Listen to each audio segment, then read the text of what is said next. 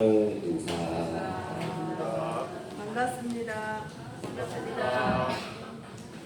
오늘 마산지구 교보 실천 강연대회를 갖게 돼서 진심으로 축하합니다. 네, 축하합니다.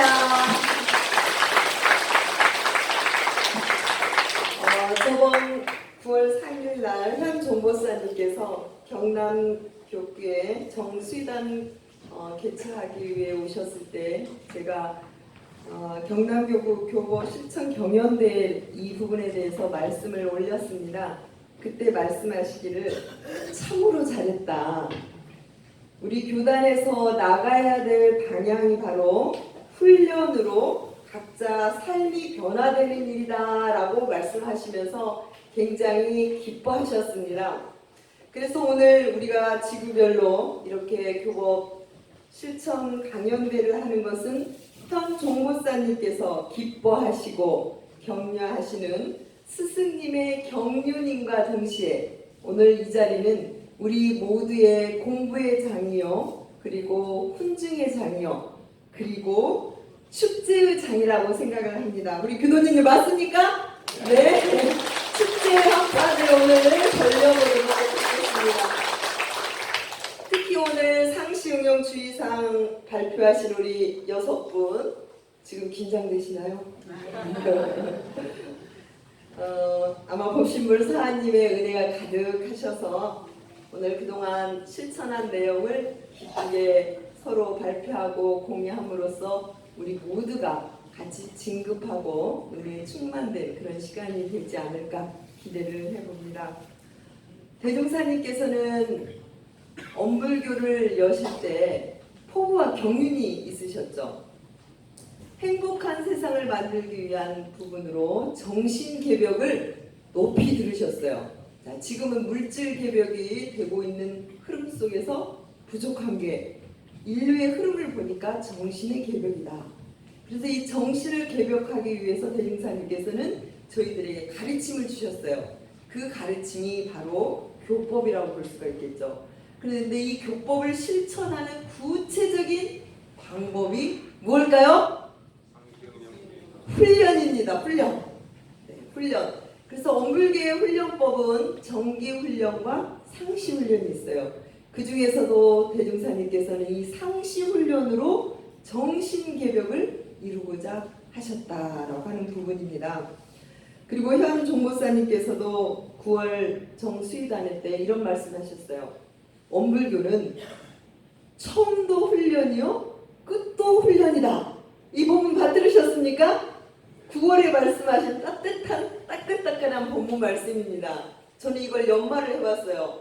왜 엄불교가 처음도 훈련이요 끝도 훈련일까? 자, 훈련이란 다시 표현하면 공부라고도 표현할 수 있어요. 처음도 공부요 끝도 공부요.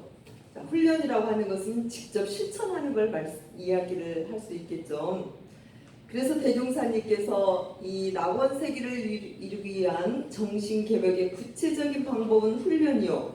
그리고 현 종보사님께서도 처음도 끝도 훈련이라고 이 말씀해 주신 이 훈련이 그럼 과연 무엇일까요?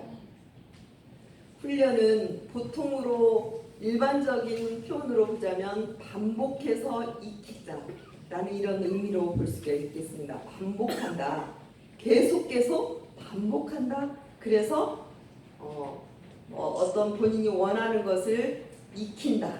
이런 의미가 될 수 있겠는데요. 자, 엄불교에서 그러면 엄불교에서 훈련법은 어떤 의미가 될까? 대산종보사님께서는 이런 말씀해 주셨습니다. 자, 엄불교에서는 훈련을 하는데 무엇을 하기 위한 훈련일까요? 그 대상이 마음이요, 몸이에요. 우리 심신, 몸과 마음을 훈련하는 곳이 바로 엄불교 훈련법인데 그 훈련법을 이렇게 표현해 주셨어요. 대산종보사님께서는 목의 포랑, 사제 훈중. 들어보셨나요? 목의 포란이 뭐죠?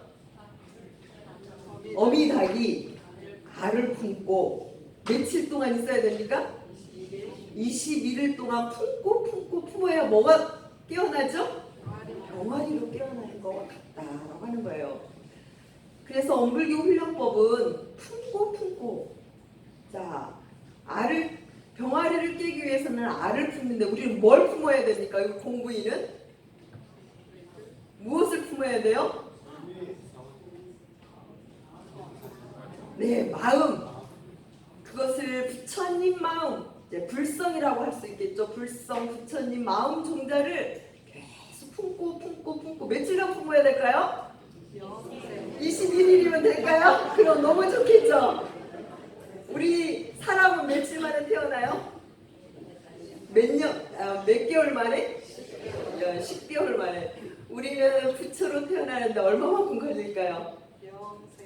영생으로 될 때까지 하시면 될 것 같습니다. 그래서 중요한 것은 일단 품고 있으라고 하는 거예요. 우리의 성태장양이라 하죠. 부처 종자를 불성을 계속 품고 그러다 보면 어느 틈에 품고 있지 않으면 깨어날 수가 없는 거예요. 부처로 태어날 수가 없는 거예요. 부처 종자를 품고 있어야 되는 거죠. 그래서 엄불교 훈련법은 목의 포랑과 같다. 그래서 품고 이게 바로 훈련이라고 하는 거예요. 엄불교 훈련, 엄불교 공부라고 하는 것은 한 번이 되는 게 아니라 하고 또 하고 이게 묘력이라고 하는 거죠. 그죠? 언제까지? 단 한 번에 될 수도 있어요. 도노라는 거 있잖아요. 도노돈수 단 한 번에 될 수도 있어요. 하지만 보통의 경우는 계속 반복해서 하는 게 바로 훈련이다. 그리고 사제 훈증이라는 말씀을 하셨습니다. 자, 사제 스승으로부터 훈증을 받게 되면 제자가 익어가게 된다라는 그런 의미가 되겠죠. 혹시 종목사님 훈증 받은 기억이 있으십니까? 스승님 훈증 받은 기억이 있으십니까? 기억이 있으시죠? 우리 예비 교부들은 1년에 2번 정도 종목사님 훈증을 받게 됩니다. 훈증이라고 하는 것은 스승님으로부터 이렇게 쪄지는 걸 말하는 거예요. 이 향의 냄새가 그냥 몸에 배이는 그런 부분을 훈증이라는 이런 표현을 합니다. 그래서 대산종목사님께서는 이런 말씀하셨습니다. 수도인은 스승으로부터 귀신도 모르는 가운데 마음을 건네는 훈증이 없으면 큰 도인이 될 수 없다. 엄불교 훈련법이라고 하는 것은 바로 이렇게 사제 훈증처럼 스승으로부터 귀신도 모르게 마음을 건네는 훈증, 이게 바로 엄불교 훈련법이다 라는 그런 말씀이 되겠습니다. 그래서 마치 고아들이 잘 먹고 잘 있기는 하지만 왠지 얼굴에 그늘이 있는 것처럼 우리가 공부인들이 스승님으로부터 이 마음 건네는 훈증이 없다면 이런 고아의 마음처럼 될 수 있다라는 의미가 될 수 있겠죠. 그래서 우리 회상에 오셔서 한눈 팔지 않고 훈련만 잘 받으면 우리는 열애가 되고 활불이 될 수 있다라는 말씀을 대산종목사님께서 해주시고 계십니다. 그럼 과연 우리는 어떤 훈련을 해야 될까라고 하는 것입니다. 상시훈련과 정기훈련 중에도 아까 어떤 부분을 대중사님께서 하시려고 포부와 격려를 갖고 계셨댔죠? 상시훈련, 일상에서 훈련을 통해서 진리적인 삶으로 변화시키기 위한 것이 바로 대종사님의 포부와 격려이다라는 부분이 되겠죠. 그래서 오늘 발표하시는 내용이 상시응용주의상 6조 내용이 되겠습니다. 대산종사님께서는 이 상시응용 6조가 바로 삶의 열애의 생활이다라는 그런 말씀을 하십니다.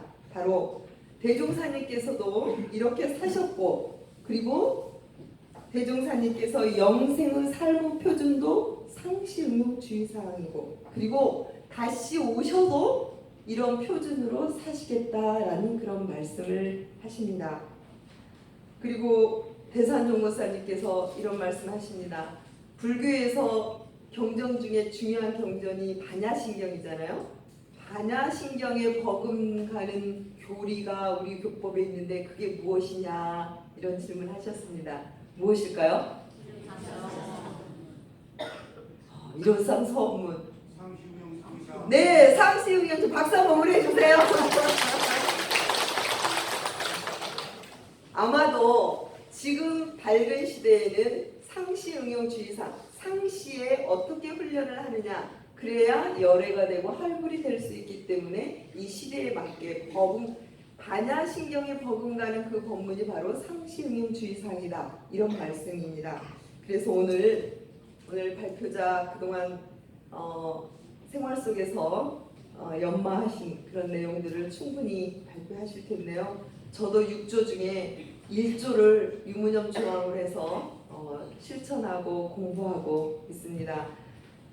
온전한 생각, 오늘 발표자들로 많이 있는 것 같아요. 지금 이 순간 깨어있고, 지금 이 순간 알아차리고, 지금 이 순간 집중하고 일심을 갖게 되는 이 마음으로 우리 대중들도 오늘 함께 하시면 우리 모두가 이 시간이 함께 축복받는, 그리고 축제의 정이 되지 않을까, 그렇게 염원을 드려봅니다. 이 경연대를 통해서 우리 엄불교 문화가 한층 더 증진하고 우리 교법 그리고 우리 공부가 한층 진급되기를 염원드리면서 마치겠습니다. 감사합니다. 감사합니다. 다음은 강연 진행